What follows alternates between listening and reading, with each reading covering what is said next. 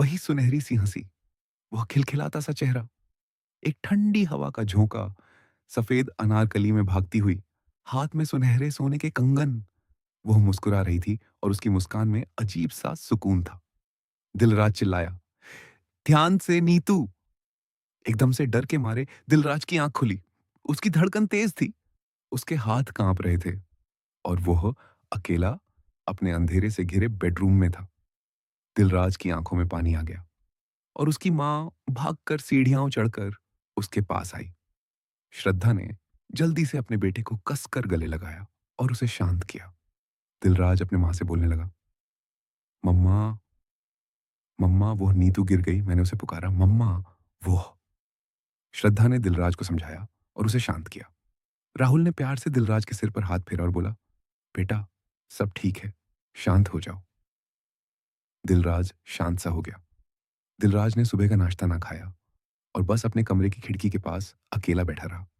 बाहर पड़ रही तेज बारिश मानो दिलराज के दिल में एक गाने की तरह बज रही थी। दिलराज उस बारिश को देखते हुए अपनी पुरानी यादों में खो गया। वही 2 साल पहले जब वह उस महल में गया था उसकी कॉलेज रिपोर्ट के लिए। वहां उस बेहद खूबसूरत महल में घुसते ही उसे किसी की पायलों की छन छन सुनी थी। वह लंबे घने बालों वाली लड़की, उसका चांद सा सुनहरा चेहरा, उसकी वह सफेद अनारकली, वह सोने के कंगन, वह धूप में छिपा उसका आधा चेहरा, बस एक प्यारी सी मुस्कान जो दिलराज को दिखी और वह किसी दूसरी दुनिया में खो गया। आज भी उस हंसी की आवाज दिलराज के दिल में गूंजती थी। उसने मुस्कुराकर दिलराज से पूछा, आप कौन? दिलराज भी मुस्कान के साथ बोला, मैं दिलराज, यहीं पास के कॉलेज में पढ़ता हूँ, यहाँ एक रिपोर्ट बनाने आया था। दिलराज थोड़ा नर्वस सा हो गया। उस लड़की की हंसी ने दिलराज को शांत किया और वह बोली, मैं नीतू, यहाँ पास में ही मेरा घर है। वैसे कथक जो आपने बीच में रोक दिया वो अच्छा था? दिलराज मुस्कुराकर बोला, जी बहुत अच्छा था, रोकने के लिए माफी चाहता हूँ। नीतू हंसी और उसने दिलराज की तरफ प्यार से देखा। धीरे धीरे दिलराज और नीतू दोनों को एक दूसरे से मिलकर मोहब्बत होने लगी। दिलराज अपने कॉलेज से जल्दी फ्री होकर अक्सर नीतू से मिलने जाता। दोनों ढेर सारी बातें करते, महल में हर चीज देखते और घूमते। महल की दीवारों की वह कलाकारी, वह प्यारा सा मौसम। दिलराज और नीतू का प्यार बढ़ने लगा। दिलराज अक्सर भागती हुई नीतू को अपनी बाहों में समेट लेता और उसकी तरफ प्यार से देखता। नीतू भी दिलराज की हर पसंद या नापसंद का ध्यान रखती, उसे छेड़ती, उसे प्यार भरी लड़ाई करती और उसे महल की सारी बातें बताती। एक दिन जब नीतू प्यार से दिलराज की गोद में लेटी थी तो वह बोली, अगर मैंने तुम्हें छोड़ दिया तो तुम क्या करोगे? दिलराज मुस्कुराकर बोला, तुम्हारे बिना जीने का मन नहीं करेगा, खाना भूल जाऊंगा, अपने आप को भूल जाऊंगा, खुद के लिए सोचना छोड़ दूंगा और शायद मर। नीतू ने जल्दी से दिलराज के होंठों पे हाथ रखा और गुस्से में बोली, अरे बस पागल, इतनी भी सजा मत देना खुद को। दिलराज ने प्यार से नीतू का हाथ हटाया और हंसकर बोला, तुम छोड़ना ही मत। नीतू मुस्कुराकर बोली, जरूर कभी नहीं छोड़ूंगी अपने दिलराज को। दिलराज हल्का सा मुस्कुराया और खिड़की की तरफ देखता रहा। श्रद्धा दिलराज के लिए खाना लेकर आई और उसे बोली, बच्चे कुछ खा लो, ऐसे भूखे नहीं रहते, जो बीत गया उसे भूल जाओ। दिलराज ने अपनी मां के हाथ से प्लेट पकड़कर साइड पर रखी और जमीन पर लेटकर अपनी मां की गोदी में बोला, मम्मा, मैं उसके बिना कैसे जीऊंगा, मुझे प्लीज मर लेने दो, मैं नहीं जी पाऊंगा। श्रद्धा निराश सी होकर बोली, बेटा, हमारे लिए तो जी लो, हमसे प्यार नहीं करते तुम? दिलराज बिना कुछ बोले अपनी मां की गोद से उठा और अपने बेड पर लेटकर सो गया। श्रद्धा पानी से भरी आंखों से खाने की प्लेट वापस ले गई। दिलराज अब्रॉड में पैदा हुआ था। दिलराज की एक बड़ी बहन दीपिका और एक छोटा भाई दिलवार था। दिलराज के माता पिता श्रद्धा और राहुल बहुत अमीर थे। उनके पास खूब दौलत, शोहरत थी। दीपिका की शादी एक अच्छे परिवार में हुई थी और दिलावर अब्रॉड में अपने पिता का कारोबार संभाल रहा था। पिछले 1 साल से श्रद्धा को दिल की एक गंभीर बीमारी थी जिसका का इलाज अब्रॉड में ही हो सकता था। मगर वह अब्रॉड जाने के लिए कभी राजी नहीं होती थी क्योंकि उसे हमेशा डर था कि अगर उसने दिलराज को अकेला छोड़ दिया तो वह कुछ गलत कर लेगा। श्रद्धा और राहुल के पास सब था, मगर उनकी सबसे बड़ी कमजोरी उनका बच्चा था। दिलराज अक्सर अकेला अपने कमरे में रहता था, हमेशा दुखी रहता था, नीतू की यादों में डूबा, उसके पास जाने की जिद में खोया हुआ। शाम को डॉक्टर दिलराज का चेकअप करने आए और उन्होंने दिलराज को समझाया कि वह अपनी यादों को अपने दिमाग पर हावी ना होने दे, क्योंकि इसे उसकी दिमागी हालत और भी ज्यादा खराब हो सकती थी। दिलराज डॉक्टर से बोला, कितनी बार बोल चुका हूं अपने माँ पापा को कि मुझे अकेला छोड़ दो। सब कुछ है मेरे मम्मा पापा के पास, बस मैं ही उनके दुख की वजह हूं। श्रद्धा प्यार से दिलराज के चेहरे को छूकर बोली, बेटा, तू हमारे साथ चल यहां से। मानता ही नहीं तू, ऐसे कैसे तुझे छोड़ दें। और कोई बच्चा कभी अपने माँ बाप के लिए दुख की वजह नहीं होता, ऐसा मत बोला कर। दिलराज मुस्कुराकर अपनी माँ की तरफ देखकर बोला, मम्मा, मैं खुद का ध्यान रख लूंगा, आप चिंता मत करो। श्रद्धा ने मुस्कुराकर दिलराज को गले लगाया और उसका माथा चूमा। अगले दिन श्रद्धा और राहुल ने अब्रॉड जाने की तैयारी शुरू कर दी, ताकि वह रात की फ्लाइट ले सकें। श्रद्धा और राहुल दिलराज को साथ चलने के लिए खूब मनाया, मगर वह नहीं माना और वहीं रहा। रात के वक्त श्रद्धा और राहुल ने अपनी फ्लाइट ली और वह चले गए। अगले दिन दिलराज की आंख दरवाजे की खटखट से खुली और उसने नीचे जाकर दरवाजा खोला। दरवाजे के खुलते ही सामने एक लड़की खड़ी थी।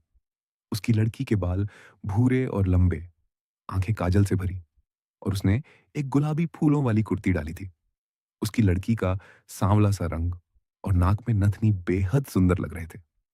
वह लड़की मुस्कुराकर बोली, जी, मेरा नाम आस्था है, मैं वही साइकाइट्रिस्ट की असिस्टेंट हूं जिसे आपके माता पिता ने परसों अपॉइंट किया था।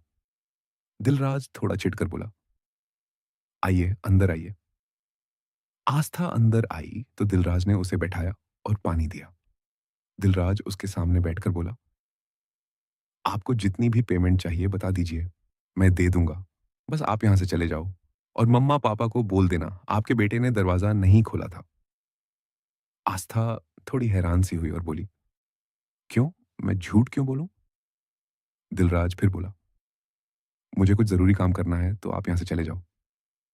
आस्था फिर बोली, पर आपके मम्मा पापा ने बोला था 2 से 3 हफ्ते आपका ख्याल रखना है, जब तक वो वापस नहीं आते।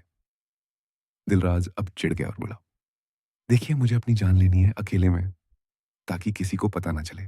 आप प्लीज यहां से जाने की मेहरबानी करो। आस्था हैरानी से बोली, मगर आपके माँ पापा को आपसे इतना प्यार है, उस दिन वो मुझे बता रहे थे, और आप खुद की जान लेना चाहते हो। बहुत अच्छा काम करने जा रहे हो जो प्राइवेसी चाहिए। क्यों करना है ऐसा? दिलराज आस्था की हाजिर जवाबी से तंग आकर गुस्से में बोला, मुझे मेरी नीतू के पास जाना है, उसने जहान छोड़ दिया, अब मेरी बारी है। आस्था फिर बोली, मगर आपके माता पिता का क्या, जिन्होंने आपको जन्म दिया है, उनके लिए आपको नहीं जीना? दिलराज फिर बोला, उनके पास सब है, पैसा, इज्जत, 2 वेल सेटल्ड बच्चे। उनकी लाइफ की प्रॉब्लम मैं ही हूं। उनकी प्रॉब्लम और अपनी जिंदगी खत्म करनी है मुझे। वैसे भी बचपन से आज तक कितना ही प्यार रहा है मुझे अपने परिवार से, सबसे अलग ही रहा हूं मैं। आस्था बोली, जितने भी अलग हो, बच्चे तो हो उनके, उनके प्रति फर्ज तो हैं आपके। ऐसे कैसे जान ले लोगे अपनी? और यह नीतू है कौन जो माँ बाप से ज्यादा प्यारी है? दिलराज गुस्से से बोला, नीतू मेरी मोहब्बत है, खुद से ज्यादा प्यार था मुझे उसे। मेरा सब कुछ वही थी, वो मुझे समझती थी। उसके बिना मुझे अपनी जिंदगी बेकार लगती है। प्लीज जाओ तुम यहां से। आस्था थोड़ा डर गई दिलराज के गुस्से से, और उसने अपने पास पड़ा पानी का ग्लास दिलराज की तरफ खिसका दिया और बोली, मुझसे ज्यादा पानी की जरूरत आपको है। यह पानी पियो और शांत हो जाओ, और पानी की जरूरत होगी तो बता देना, क्योंकि मैं यहां से नहीं जाऊंगी। दिलराज आस्था से चिढ़ गया, मगर फिर भी उसे आस्था पर ज्यादा गुस्सा नहीं आया, ना जाने क्यों।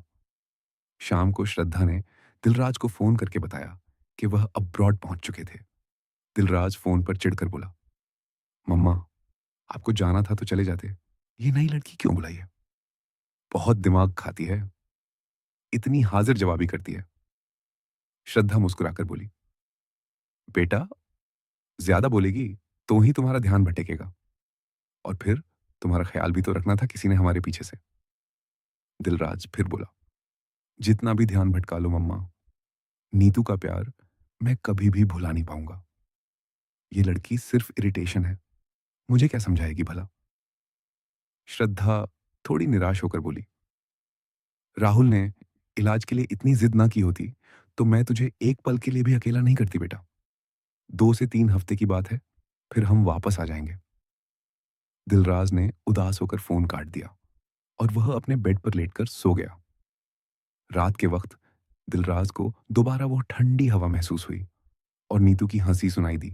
उसका सपना शुरू होने ही वाला था कि एकदम से उसे किसी ने बीच में उठा दिया। आस्था दिकराज को जगाकर बोली, खाना खा लो, ऐसे भूखे पेट डरवाने सपने आएंगे। दिलराज छिड़कर बोला, कोई गहरी नींद में हो सकता है, ऐसे उठाते हैं क्या किसी को? आस्था थोड़ा गुस्से में बोली, देखो खाना बिना खाए सो जाओगे तो मैं ऐसे ही उठाऊंगी। मैं तुम्हारी माँ नहीं हूं जो तुम्हारी नींद का ध्यान रखूंगी। मेरी जिम्मेदारी है खाना रोज टाइम पे खिलाना। खाओ और सो जाओ। दिलराज ने गुस्से में आस्था के हाथ से खाने की प्लेट ली और सारा खाना खाया। आस्था हल्का सा मुस्कुराई और वहां से चली गई।